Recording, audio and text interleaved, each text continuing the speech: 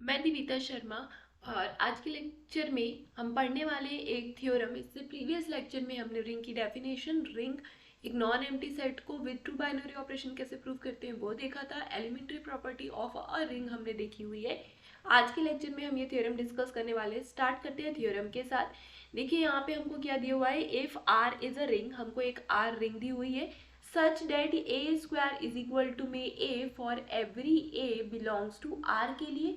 ठीक है, तो हमको ये प्रॉपर्टी दी हुई है। इसका मतलब है यहाँ पे ये जो प्रॉपर्टी है ये कैसी है, आइडेम्पोटेंट की प्रॉपर्टी दी हुई है। मतलब रिंग के सभी एलिमेंट फॉर एवरी ए के लिए बात हो रही है। इसका मतलब है रिंग के जितने भी एलिमेंट हैं वो सब आइडेम्पोटेंट प्रॉपर्टी को होल्ड कर रहे हैं। इसका मतलब ए स्क्वायर इज इक्वल टू में ए।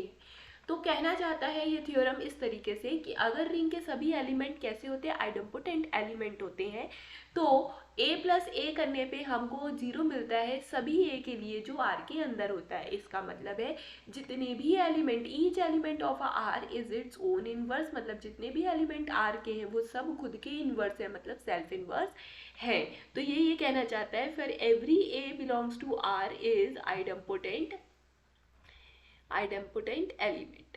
तो अगर रिंग के सभी एलिमेंट कैसे हैं, आइडेम्पोटेंट एलिमेंट हैं, तो a plus a is equal to 0 होगा। इसका मतलब है कि ये सेल्फ इनवर्स एलिमेंट होंगे। दूसरा स्टेटमेंट हमसे कहना चाहता है कि रिंग के सभी एलिमेंट यदि कैसे होते हैं, आपके आइडेम्पोटेंट एलिमेंट होते हैं, आइडेम्पोटेंट एलिमेंट होते हैं, तो अगर दो एलिमेंट का ना, अगर यहाँ पे इफ की बात हो रही है ना, इफ अगर दो एलिमेंट का प्लस करने पे आपको क्या मिल रहा है, 0 मिल रहा है, इसका मतलब है ये दोनों एलिमेंट एक दूसरे के बराबर हैं।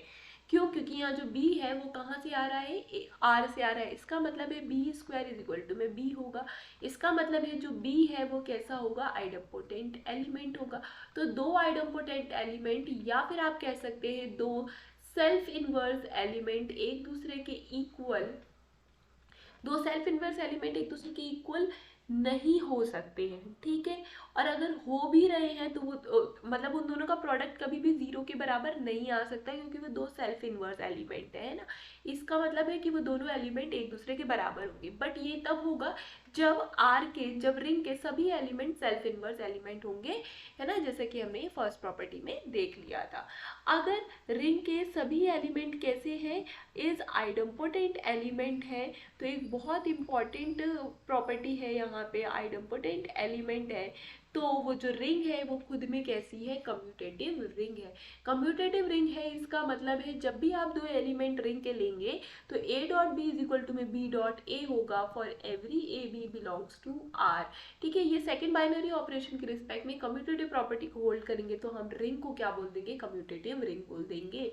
इसकी डेफिनेशन भी हमने लेक्चर 1 पे देखी थी। तो स्टार्ट करते हैं प्रूफ के साथ। तो सबसे पहला पॉइंट हमको क्या प्रूफ करना है कि a plus a is equal to में 0 for every a belongs to r के लिए, जहाँ पे हमको गिवन है a square is equal to में a for every a belongs to r के लिए।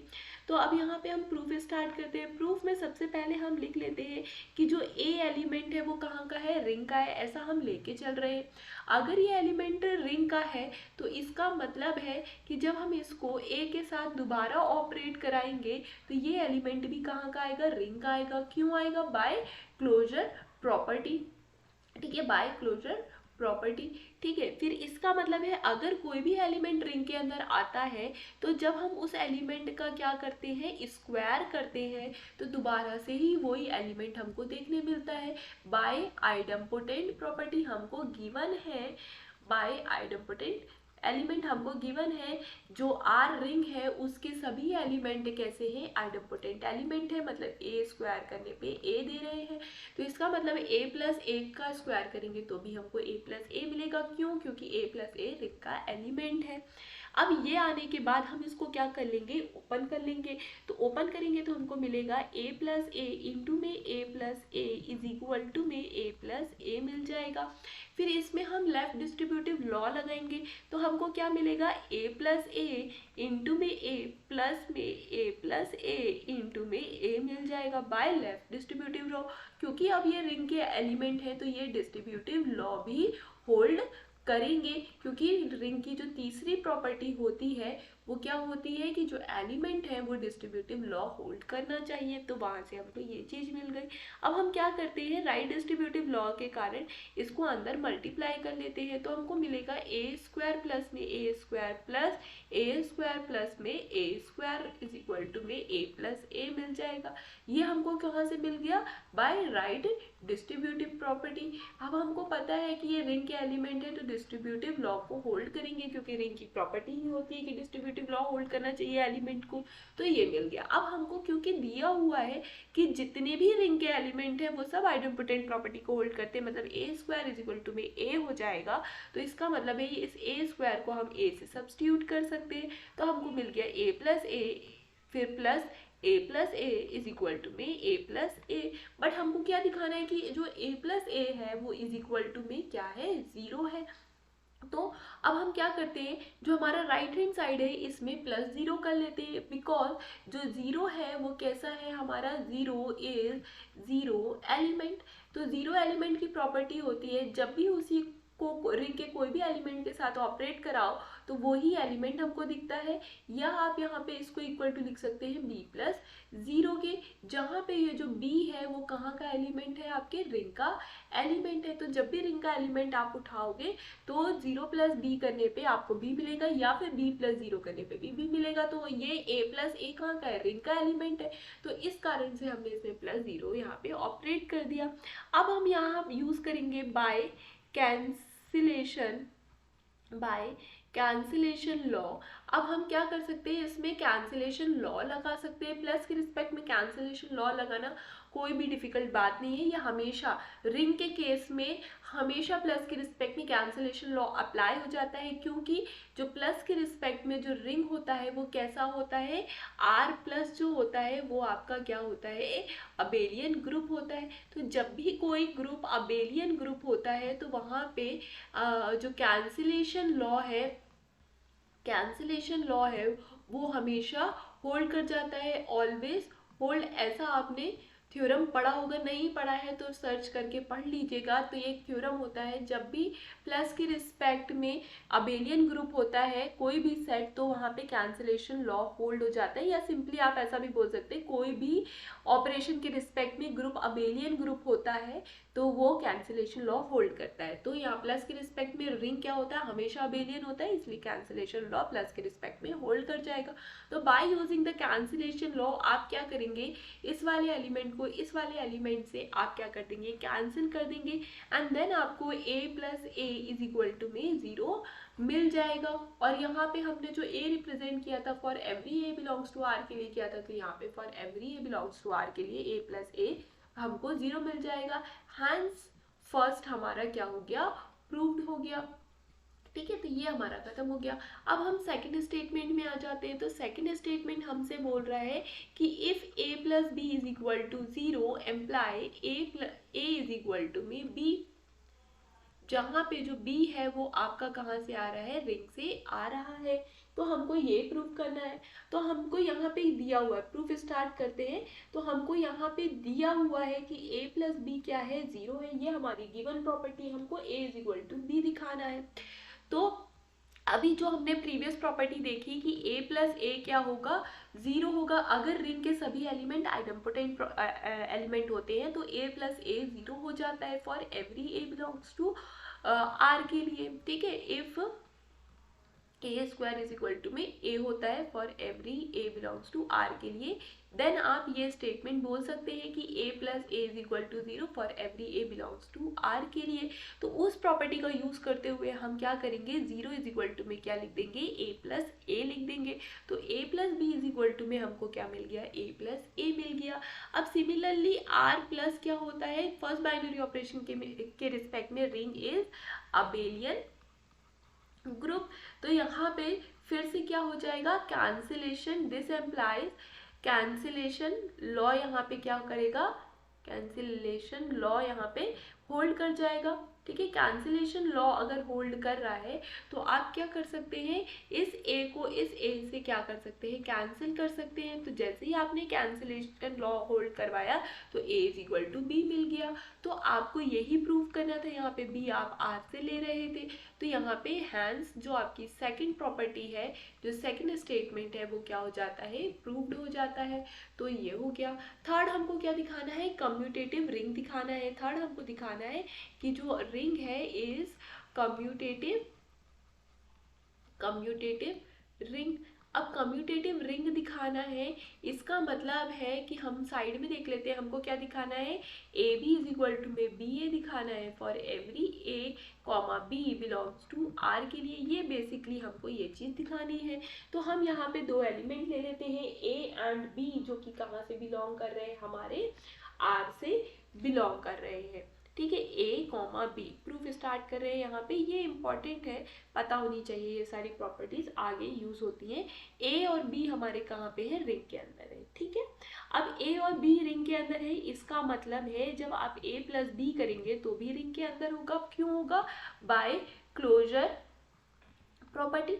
ठीक है, क्लोजर प्रॉपर्टी के कारण ए प्लस बी भी रिंग के अंदर होगा। अगर कोई एलिमेंट रिंग के अंदर है तो उस एलिमेंट का स्क्वायर करने पे आपको क्या मिल जाएगा, वही एलिमेंट दोबारा दिखने को मिल जाएगा।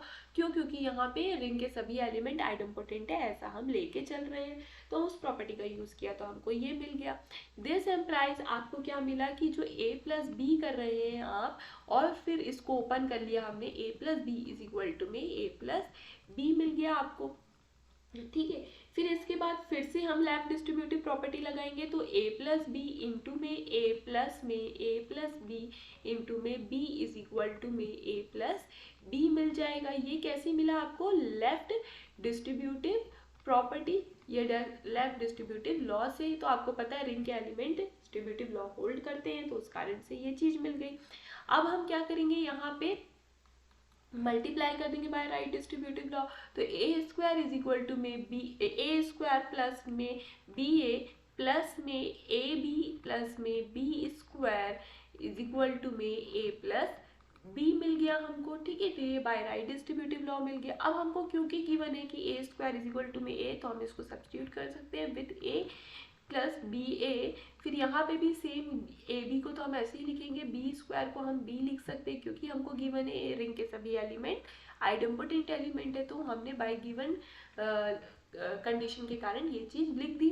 ठीक है, अब यहाँ तक पहुंच गए। फिर हम यहाँ पे क्या अप्लाई कर सकते हैं, एसोसिएटिव प्रॉपर्टी अप्लाई कर सकते हैं, ब्रैकेट चेंज कर सकते हैं। तो हमने ए और बी को कंबाइन कर लिया, plus b a plus a b हमने कंबाइन कर लिया। ठीक है, ये कैसे आप कंबाइन कर दिया, bye using the associative property. तो हम इसको स्टेट कर लेते हैं बाय यूजिंग एसोसिएटिव प्रॉपर्टी। ठीक है, तो बाय एसोसिएटिव प्रॉपर्टी हमने ब्रैकेट चेंज कर लिया।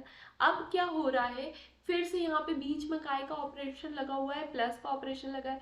ये भी एक रिंग का एलिमेंट है, ये भी एक रिंग का एलिमेंट है, तो प्लस का ऑपरेशन लगा है रिंग के एलिमेंट के साथ। तो again bye using the cancellation law, अभी मैंने बताया कि रिंग प्लस के रिस्पेक्ट में कैसा होता है, अबेलियन ग्रुप होता है, और जब भी अबेलियन ग्रुप होता है तो कैंसिलेशन लॉ होल्ड हो जाता है।